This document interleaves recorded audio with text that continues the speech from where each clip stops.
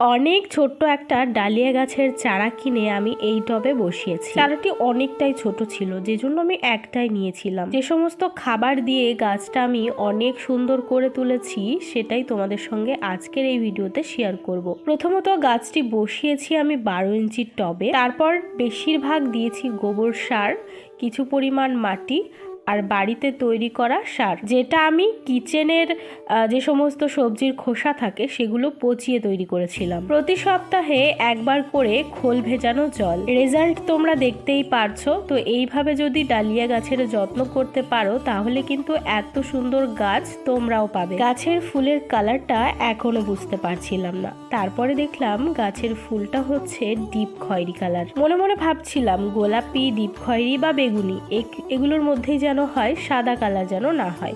সাদাটার থেকে এই সমস্ত কালারগুলো একটু বেশিই ভালো লাগে। তবে তোমাদের কি কালারের ডালিয়া ফুল সব থেকে বেশি ভালো লাগে অবশ্যই সেটা কমেন্টে জানিও। আর ছোট থেকে বেড়ে ওঠা এই গাছটির ভিডিও তোমাদের কেমন লাগলো সেটাও অবশ্যই জানিও। ফাইনালি গাছে এত সুন্দর একটা ফুল ফুটেছে। ভিডিওটি রেডি করতে আমার 2 থেকে 2.5 মাস সময় লেগেছে। আর এই ডালিয়া গাছে ফুল ফোটার পর আবার ব্যালকনির সৌন্দর্যটা যেন আরো দ্বিগুণ হয়ে গেছে। ব্যালকনিতে আরো অনেক রকমের গাছ রয়েছে, চন্দ্রমল্লিকা, গাঁদা ফুল, তবে এই ডালিয়া ফোটার পরে যেন একটা আলাদাই সৌন্দর্য। আর আমাদের বাড়ির সব থেকে আমার পছন্দের জায়গা হলো এই ব্যালকনি। পছন্দের হয়ে উঠেছে শুধুমাত্র এই ফুলের জন্য। তবে এই সৌন্দর্যটা খুব বেশি দিনের জন্য নয়, এইটুকু ভালো লাগার জন্য, এইটুকু সৌন্দর্যের জন্য আমাকে 2 থেকে 2.5 মাস খাটতে হয়েছে গাছটির পেছনে, শুধুমাত্র এই কটা দিনের জন্য। তো আমরা যারা গাছপ্রেমী আছি আমরা চেষ্টা করি গাছে ফুলগুলো একটু বেশি দিন যাতে রাখা যায়।